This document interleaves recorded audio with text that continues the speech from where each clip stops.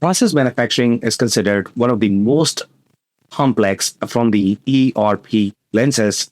A lot of discrete manufacturing ERP companies downplay the complexity that goes in process manufacturing. So these are going to require very unique capabilities. So which are the ERP systems that are designed for process manufacturing in 2024? That's what we are going to discuss in this video. Growing a business requires a holistic approach that extends beyond sales and marketing. This approach needs alignment among people, processes, and technologies. So if you're a business owner, operations, or finance leader looking to learn growth strategies from your peers and competitors, you're tuned into the right podcast. Welcome to the WBS Podcast, where scalable growth using business systems is our number one priority. Now, here is your host, Sam Gupta. Hello everyone, my name is Sam Gupta. I'm principal at Elevate. Elevate IQ is the independent ERP digital transformation firm. We help our clients with ERP selection, enterprise technology strategy, implementation, as well as change management. On that note, let's go back to today's topic, which is going to be your process manufacturing ERP systems in 2024.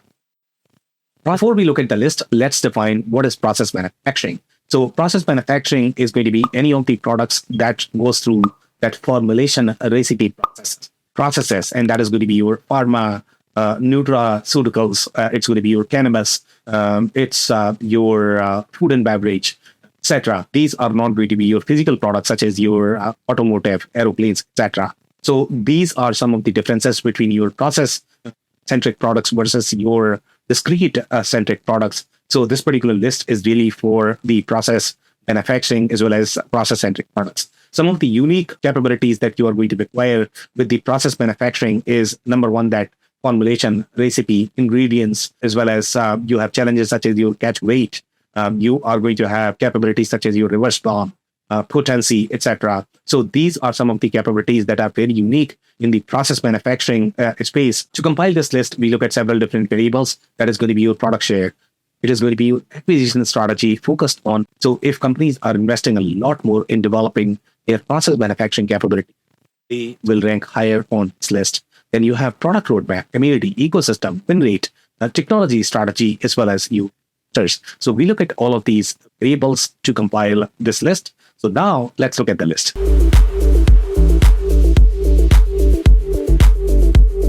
Number 10 on our list is Acumatica. In Acumatica, it's primarily a discrete product. Acumatica does not have the native process manufacturing capability, but the add-on that they have in their ecosystem are very strong.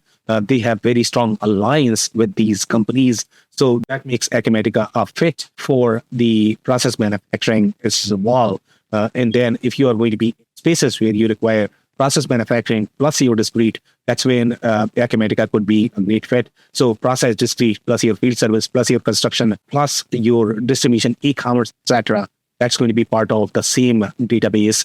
So it's going to have the end-to-end traceability among those processes. So even though you might not get that global traceability, global consolidation, but you are going to get far more traceability among your business transactions. So if you care for these capabilities a little bit more, then Acumatica could be a great strengths. The technology is a big factor. So Acumatica is very cloud native, and the add-ons that they have in their portfolio for process manufacturing, they are designed with the similar development standards, similar guidelines for the documentation as well. So that's a huge strength for Acumatica. The core ERP layers are very strong, especially when you look at for these smaller companies when they are going to be outgrowing your QuickBooks or the smaller ERP systems and coming to Acumatica. So they are going to find all of those ERP layers. It is not designed for large companies, but for these smaller companies, these ERP layers are going to be enough. It's also a better fit for the seasonal businesses, and especially in the process manufacturing industries, seasonal businesses are going to be very common. Food business, etc., is very seasonal in general as well. So that's where your pricing may be slightly friendly. The licensing may be slightly friendlier for those businesses. The limitations that you are going to run into with Acumatica is that quality and process manufacturing module is through a third party. So you are definitely increasing the risk, the integration risk, the implementation might be slightly more expensive as well, just because of these moving parts. The other limitation that we have for Acumatica, it is not necessarily meant for your global financial as well as operational consolidation. Acumatica is not a great fit there. In definitely not meant for larger companies. So that's number 10.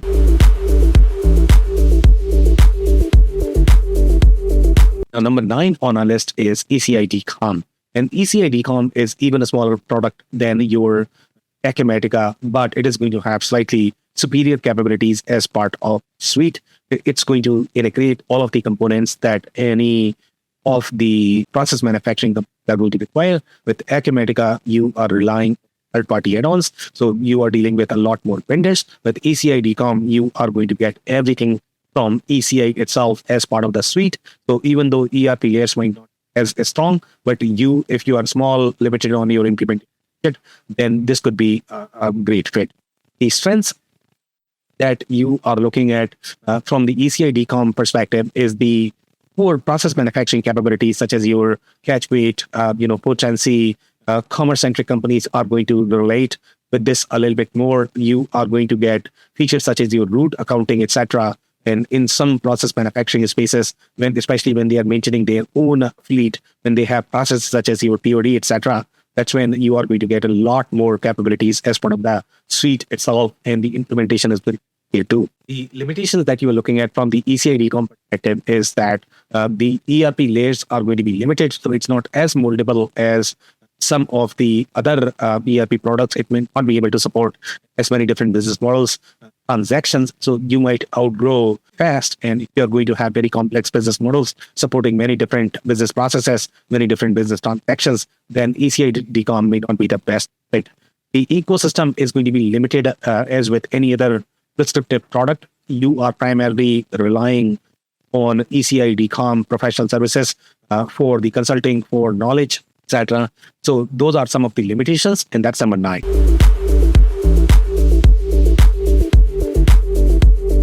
Number 8 on our list is Syspro, and Syspro does really well in some of the process manufacturing spaces. For example, let's say if you are going to be in chemical or in the food and beverage, or medical device, those are some of these spaces where Syspro wins a lot. And the reason for that is because, number one, it has the process manufacturing capabilities as part of its suite. So formulation, recipe, etc. are supported as part of the suite. It also has discrete manufacturing processes built as part of the core product. So it is designed for smaller companies. It's not designed for global consolidation, global operational or financial synergies. But let's say if you are going to be present in a couple of countries, you have 1 or 2 different sites, let's say in the US or UK, for those installations, your Syspro might be a great fit. The other strengths when you are looking at from the Syspro perspective is the inventory layers are far more complex. So these are going to be different attributes, and those attributes are going to be part of throughout the process. Sometimes some products are going to use these attributes only from the reporting purposes, and that could be a limitation because they are not necessarily utilized in that planning and scheduling processes, but that is not going to be a limitation. With Syspro, the formulation and recipe support is going to be as part of the product. But when you are going to be in spaces where you require capabilities such as your reverse bomb or potency, etc., all of those advanced capabilities might not be supported as part of your Syspro. Syspro is also not going to have things such as your catch weight. So depending upon whether you care for these capabilities or not, how and whether you can manage with some of the ad hoc arrangements that they might be able to propose for these capabilities, if you're able to manage with that, then Syspro could be a great fit. Some of the other limitations, the suite capabilities are going to be limited, so you might require a lot more add-ons in general with Syspro as well, and the global consolidation capabilities are going to be limited. So those are some of the limitations, and that's number 8.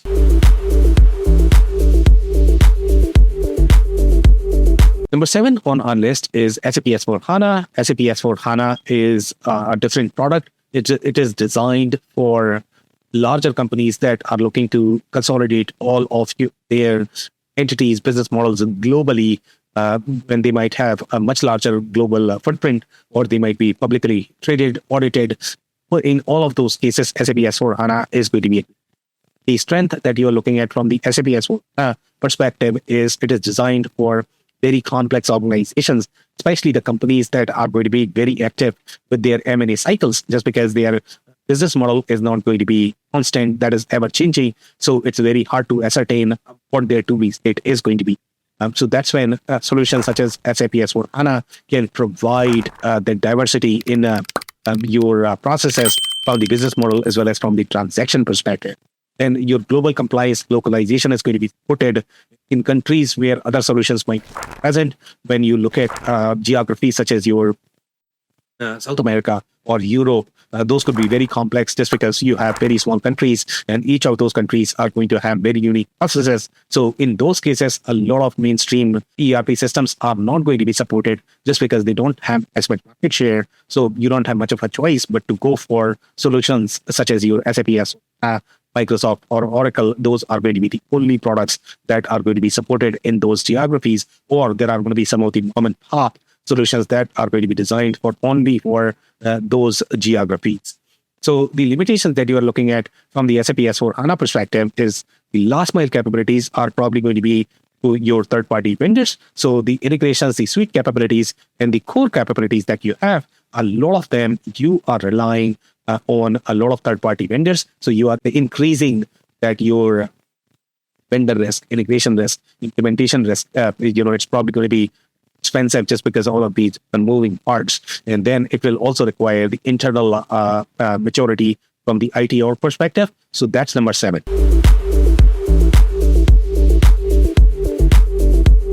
Now, number 6 on our list is QAD. And QAD is a right fit for supply chain centric companies, in the life sciences, food and beverage centric companies where they go through very rigorous supply chain planning processes that is going to be slightly more commoditized product types. These are not going to be very expensive products in general. So the strengths that you are looking at from the QAD perspective is that the entire suite is going to be as part of the product itself that you are going to get from QAD. You are not relying on as many third-party vendors. So your implementation is going to be cheaper just because everything is sort of pre-baked, pre-configured, pre-integrated. So those are some of the strengths. QAD is primarily a discrete product, even though they have some of the process capabilities as well. So the complex capabilities from the process perspective may not be supported as part of the product. The global capabilities, when you are looking at from the global compliance perspective, global consolidation perspective, QAD in general is slightly bigger product compared to your products such as your Acumatica, DCOM, etc. So this is designed for that global collaboration, global supply chain collaboration, when you are going to be present in 5, 6, 10, 20 different countries. That's when your QAD may be a better fit. The limitations that you are looking at from the QAD perspective is that even though they have announced that they are upgrading their technology to cloud native, but it is not completely rolled out. It might not be stable for the next few years. So you might want to evaluate that a little more. The ecosystem as well as the consulting base is going to be a challenge just because your QAD is a prescriptive product. So that's number 6.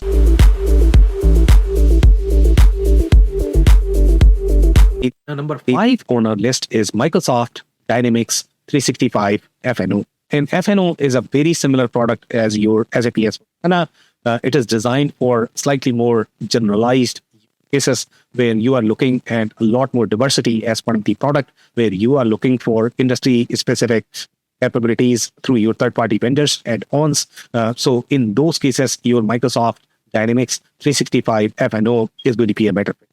Overall, when you compare this with your SAP S/4HANA or Oracle, they have been proven in Fortune 500 workloads a lot more. So they are going to have a lot more capabilities for those companies that might not be relevant in mid-market, upper mid-market, as well as some of the operational capabilities in the cloud. They are going to be far more ahead with your Microsoft, at least as of today. So the strengths that you are looking at from the Microsoft Dynamics 365 FNO perspective is the process manufacturing capabilities are going to be baked as part of the product. So you are not relying on a very thick add-on from the process manufacturing perspective.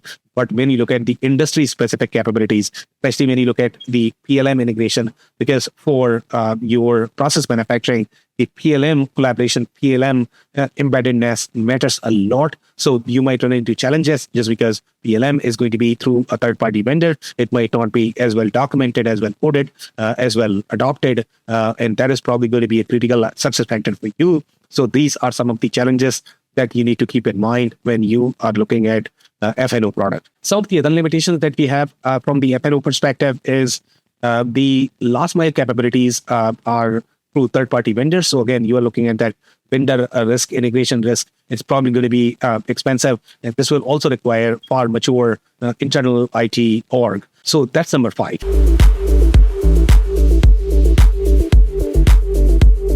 Number 4 on our list is Oracle Cloud ERP.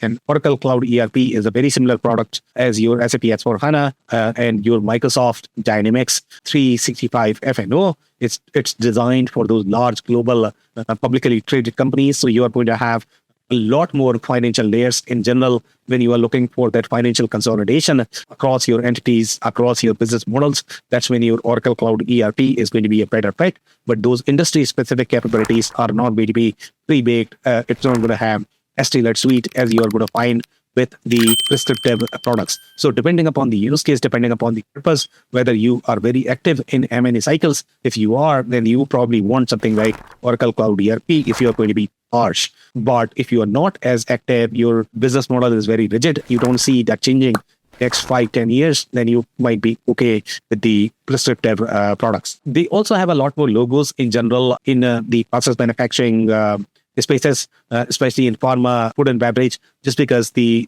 legacy JD Edwards product was very well adopted in these industries. So they are converting all of those logos and they have far deeper capabilities for those industries.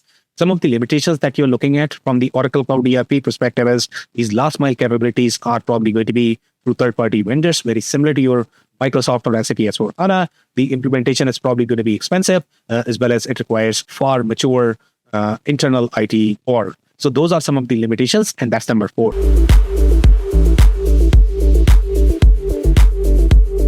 Number 3 on our list is Aptean Process Manufacturing ERP, and this would fall under that prescriptive category where you are going to get complete suite. It's going to be very tailored to specific industries. Now, Aptean Process Manufacturing ERP takes a very different approach, very similar to your Infor, where you are going to have the specific ERP products that are bundled as part of the suite. So even though from the overarching marketing perspective, you are going to see that they are saying, hey, I have Aptean Process Manufacturing, but this is your ROS edition or Process Pro edition. And these specific ERP systems were designed for very, very, very specific micro verticals. They required these tailored capabilities.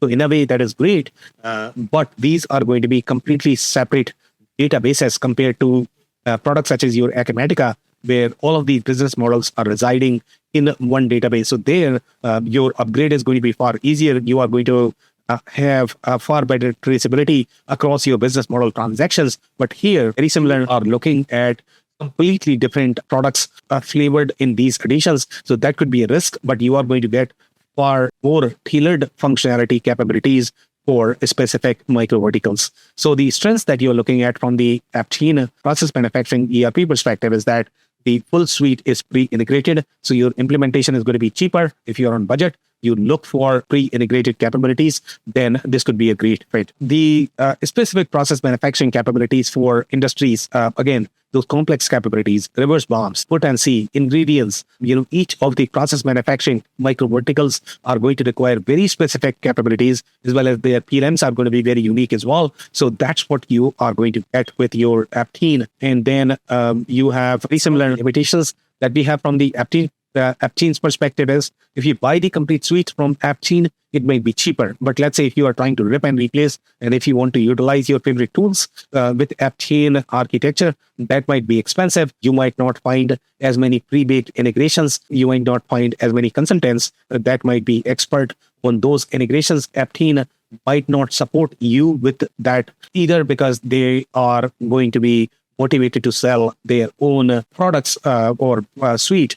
So partial implementations generally you might find challenges. So either you get the complete architecture from your app team, or you be similar to other products. And then the diversity is probably going to be a problem. It's not going to be as diverse as some of the other products. And the ecosystem as well as consulting base is going to be limited as well, just like any other prescriptive products. So that's number 3.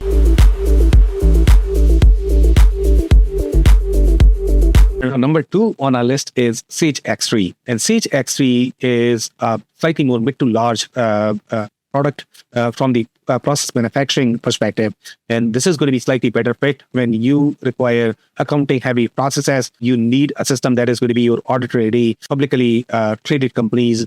And generally in the pharma spaces, they are going to be slightly more regulated. So they are going to go through a lot more processes in general. And that's where your Sage X3 product really shines. Their ecosystem is very well developed. They have a lot more consultants. In general, it's very well adopted in the process manufacturing space compared to some of the other products on this list. So the other strength that you're looking at, the complex process manufacturing capabilities, such as your catchweight, the way your UOMs are going to be, the way your bombs are going to be, all of those are present as part of your Sage X3 product. Some of the limitations that you're looking at from the Sage X3 perspective is the suite capabilities, for example, PLMs, etc., configurator, all of these capabilities, you might need a third-party add-on, especially if you're looking for very specialized capabilities, you're looking for robust capabilities, you might require a lot more add-ons, even with Sage X3. And Sage X3 overall in their portfolio is not the core focus. Their core focus is Sage Intacct